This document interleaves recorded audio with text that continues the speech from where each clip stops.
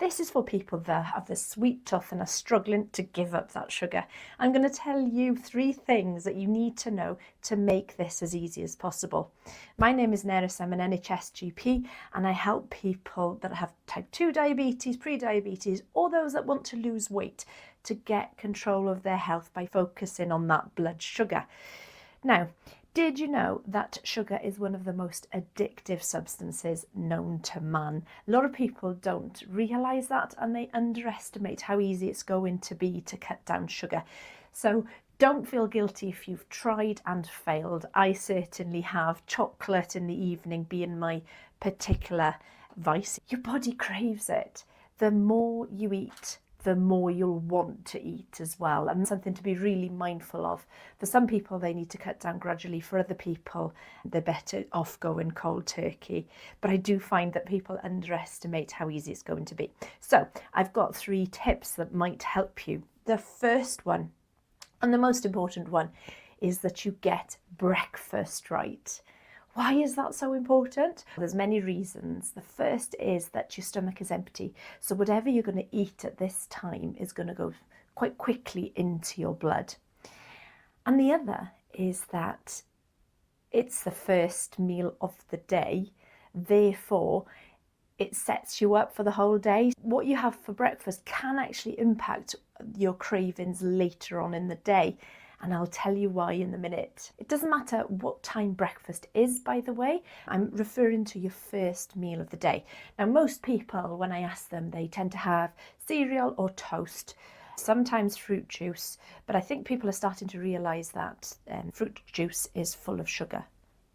So what do I mean by breakfast? Breakfast actually is the first meal of the day.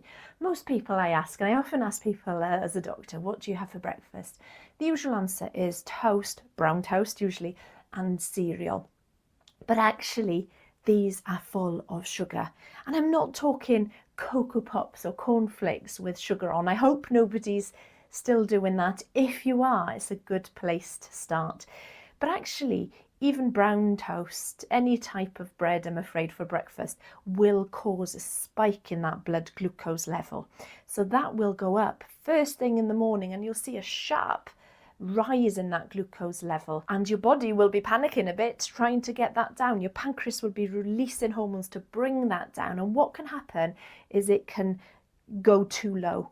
When it goes too low, that's when you start feeling the urgent need to eat, and you'll want something quick, something easy, like a biscuit mid-morning. Now, if you eat cornflakes, Special K, any of these cereals for breakfast, I can guarantee you that you will be hungry by about, if you had it at 7, by about 10, 10:30, you'll be looking for your first sweet treat, because your brain is telling you this is an emergency, I need something now. Once you eat that, the blood sugar will go back up, and then you'll be going up and down, rescuing low blood sugars, dealing with high blood sugars, the sugar roller coaster, and you'll be on that all day. So make sure you get breakfast right. What are the best breakfasts? Eggs in all different forms. Eat enough so that you're full, especially good if you could have this with protein, so either meat, or if you're a vegetarian, other types of protein, so that you're full for longer. The aim of the game is to go from breakfast to lunch without even feeling hungry, and you can do that if you focus on it. People that don't like eggs, you can have full fat yogurts. Be careful not to go for the low sugar variety, because they put sweeteners into them, which I'll come on to in a minute. So focus your attention there. Secondly, start noticing how many carbs you're eating. Oh, it's that word again, isn't it? Carbs. Everybody with type 2 diabetes, I hope now, is starting to realise the importance of these carbohydrates. So what am I talking about? I'm talking about bread, pasta, rice, potatoes, and even fruit and vegetables. What these are is glucose, or sugar. That's what they all are when you look at the molecular structure of them. Now, they cause a rise in blood sugar. So the least amount of these you can eat, the least crazy your roller coaster is, the less hungry you feel and the more full you feel. And that's really important. It's also really important that you give your pancreas a break if you've got type 2 diabetes, because you've got an overworked pancreas. So taking note of how many carbohydrates you're eating is really important. Best way to do it is to just download an app. There's loads of them available where you can literally scan foods and it'll tell you how many, and it'd be really interesting to count how many you would eat in a day, because the average person in the UK would eat about 300 grams. Now then, how do you know how much that is? 4 grams of carbohydrates, when you look at the back of food label, is equivalent to 1 teaspoon of sugar. So when you think the average person in the UK eats 300 grams, that's 75 teaspoons of sugar. And it sounds absolutely crazy. You'd never eat that much, but actually that's how much your pancreas is dealing with. So be careful, because so many people have bread with every meal or have pasta every day. It does have an impact on your blood sugar, and the more these ups and downs happen, the harder it is to resist chocolates, biscuits, etc. So make it easy on yourself. And the third point I'm going to make, and this is a really important one,